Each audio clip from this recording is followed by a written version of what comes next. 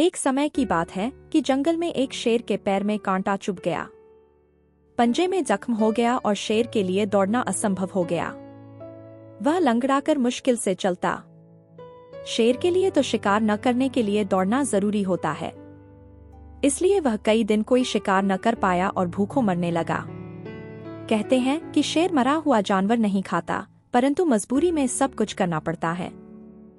लंगड़ा शेर किसी घायल अथवा मरे हुए जानवर की तलाश में जंगल में भटकने लगा। यहाँ भी किस्मत ने उसका साथ नहीं दिया। कहीं कुछ हाथ नहीं लगा।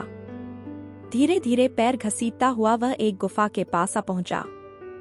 गुफा गहरी और संकरी थी, ठीक वैसी जैसे जंगली जानवरों के मांद के रूप में काम आती है। उसने उसके अंदर झांका, मांद खाली थी, पर चारों ओर उसे इस बात के प्रमाण नजर आए कि उसमें जानवर का बसेरा है। उस समय वह जानवर शायद भोजन की तलाश में बाहर गया हुआ था। शेर चुपचाप दुबक कर बैठ गया ताकि उसमें रहने वाला जानवर लौट आए तो वह दबोच ले। सचमुच उस गुफा में सियार रहता था, जो दिन को बाहर घूमता रहता और रात को लौट आता था। उस दिन भी सूरज डूबने के बाद वह लौट आया। सियार काफी चालाक था, हर समय चौकन्ना रहता था। उसने अपनी गुफा के बाहर किसी बड़े जानवर के पैरों के निशान देखे तो चौंका। उसे शक हुआ कि कोई शिकारी जीव मांद में उसके शिकार की आस में घात लगाए न बैठा हो। उसने अपने शक की पुष्टि के लिए सोच विचार कर एक चाल चली। गुफा के मुहाने से दूर जाकर उसने आवाज दी, गुफा, ओ गुफा। गुफा में चुप्पी छाई रही। उसने फिर पुकारा, अरे ओ गुफा, तू बोलती क्यों नहीं? भीतर शेर दम साधे बैठा था। भूख के मारे पेट कुलबुला रहा था। उसे यही इंतजार था कि कब सियार अंदर आए और वह उसे पेट में पहुंचाए, इसलिए वह उतावला भी हो रहा था।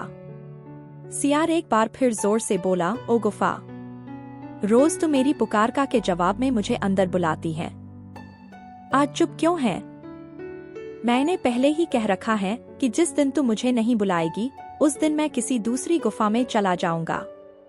अच्छा तो मैं चला। यह सुनकर शेर हड़बड़ा गया। उसने सोचा शायद गुफा सचमुच सियार को अंदर बुलाती होगी।